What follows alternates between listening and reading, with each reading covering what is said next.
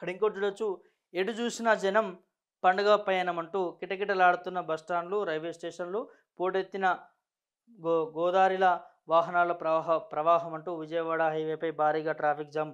శనివారం సాయంత్రానికి 50,000 వాహనాలు వెళ్ళినట్టు అంచనా.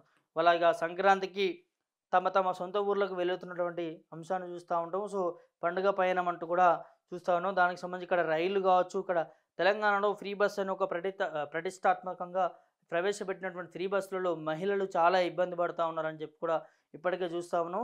సో, ఈ పండుగ వాతావరణంలో చాలామంది ప్రయాణికులు ఉంటారు. ప్రయాణం చేసేవాళ్ళు ఎక్కువైతా ఉంటారు.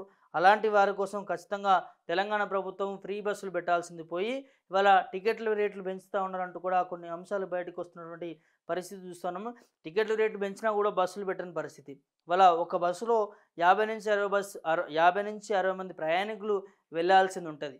కానీ 150 నుంచి 170 ప్రయాణికులు వెళ్తున్నారట. సో, కొన్ని బస్సులు కూడా అదుపు తప్పే పరిస్థితి ఉంటది. మరి బస్సులు పెంచాల్సినటువంటి బాధ్యత ప్రభుత్వానిది, రవాణా శాఖ మంత్రిదే. మరి ఆ బస్సులు పెంచకుండా రేట్లు పెంచుతా ఉన్నారంటూ కూడా చాలా ఆరోపణలు వస్తూ ఉన్నాయి. మరి ఖచ్చితంగా దాని మీద ఒకసారి ఈ రాష్ట్ర ప్రభుత్వం దృష్టి సారించాల్సినటువంటి అవసరం ఉన్నది.